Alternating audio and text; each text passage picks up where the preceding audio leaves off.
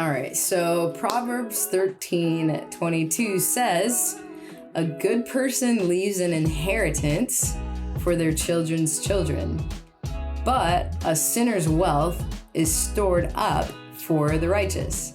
So I think I'm just going to tell you my personal opinion, right, and perspective of this scripture. So growing up, I thought personally that it wasn't okay for me to be a Christian and generate wealth. I thought that if I had income or excess income that was above the norm, that I was somehow like just going with what the culture was telling me to do. I was just being, Americanized or whatever you want to call it. But I realized that God is very clear with his word, and we often interpret it the way we think it should be, right? But if we read it again, a good person leaves an inheritance for their children's children, but a sinner's wealth is stored up for the righteous. I believe God's saying, hey, look, I want you to leave an inheritance for not just your kids, but their kids after that.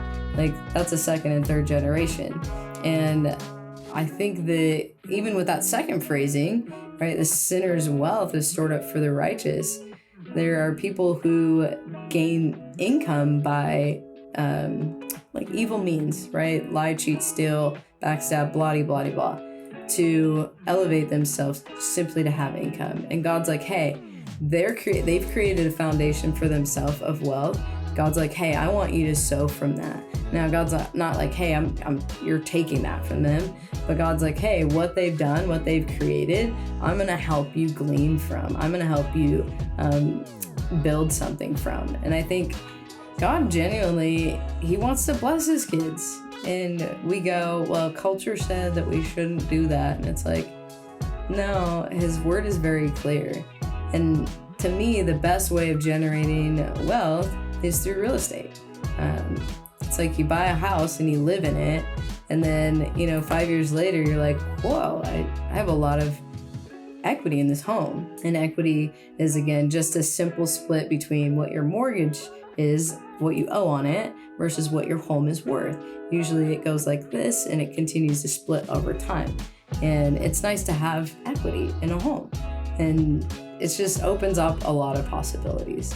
So I would encourage you today to seek the Lord and say, God, what are you calling me to do? What are you asking me to do? What is that thing that you've called me to? And I love how Bill Johnson gives the example of this one woman who was like, well, I really want to be a teacher, but I also want to be a missionary. And he's like, what do you want more? She's like, I want to teach. And he was like, great, do that. Heal the sick, raise the dead, cleanse lepers, cast out demons. Matthew 10:8. And I think that it's just a paradigm shift when we don't have to just follow what we think is, well, culture says, or I've learned this and this is the humble way to do it, versus, hey, God put gifts in you. God put some rich things in you, some kingdom things in you, and he wants that to come out. And he doesn't want to just bless you with that. Like, he wants to bless your kids' kids. And I think that we shortchange God because of how we think it should be. And God's like, I just want you to dream with me. That's how I feel like God is constantly communicating with me. He's like, let me show you what my dreams are for you. And I'm like, what?